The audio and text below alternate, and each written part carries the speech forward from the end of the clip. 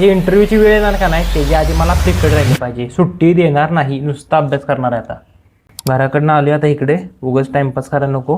4 वर्ष गेले अशीच बाबा. याचा काहीतरी उकडायला लागतंय भावा.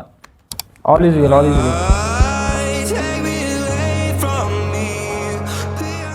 अरे काकासनी कुठं फोन लावलाय मर्दा? मला म्हणते तर रात्री फोन लाव. ठेवतो, करतो मी रात्री. कुठं लावलाय फोन? फोन तर लावून बघूया.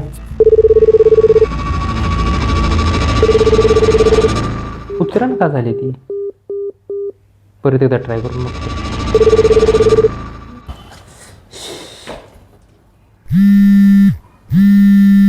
हा विश्वजित बोल.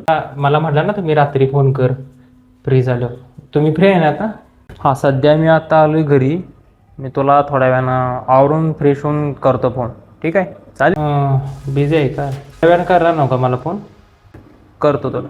ठीक आहे चालतं. ओके. वैताग आलाय बाबा आज. शिट. काय म्हणतात आता, काकानं काय फोन उचलला नाही. बघूया आता, परत आलेला नाही अजून तर काय फोन. झोपतो मी आपला.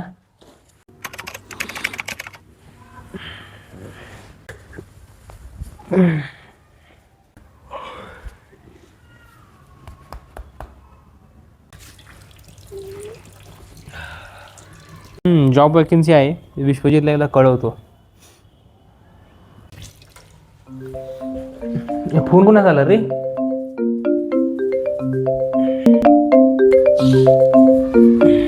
काका ना. हॅलो. हा विश्वजित. हां बोला काका. झोपलायस का? हां काल तुमच्या फोनची वाट बघितली, तुमचा काय फोन आला नाही, मग झोपलेलो काल. ते राहून दे. जॉब वॅकन्सी आहे, मी तुला व्हॉट्सअपवर लिंक शेअर केल्या. ते एकदा तू चेक करशील आणि फॉर्म भरून देशील. ठीक आहे मी फॉर्म भरतो. त्याचे किती 3 राऊंड आहेत. ॲप्टिट्यूड, टेक्निकल इंटरव्ह्यू आणि टेक्निकल इंटरव्ह्यू सेकंड. अच्छा ठीक आहे. कधी आज आहे का टेस्ट? होय ठीक आहे. हो ठीक आहे चालते. थँक्यू.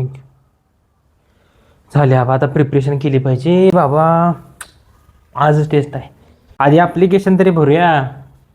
लॅपटॉप पूर्ण भरला पाहिजे. अरे यार.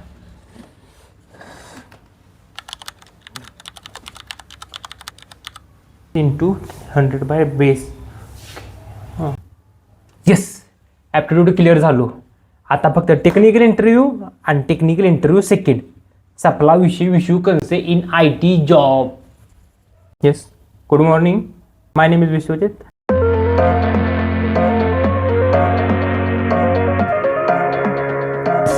Yes thank you. Yes. Technical interview 1 pass. आता टेक्निकल इंटरव्ह्यू सेकंड फक्त राहिला आहे. Good morning. येस. अरे कंपनीचा मेल आला की बघूया की कायला पास झाली का काही. घेतलाय का नाही मला?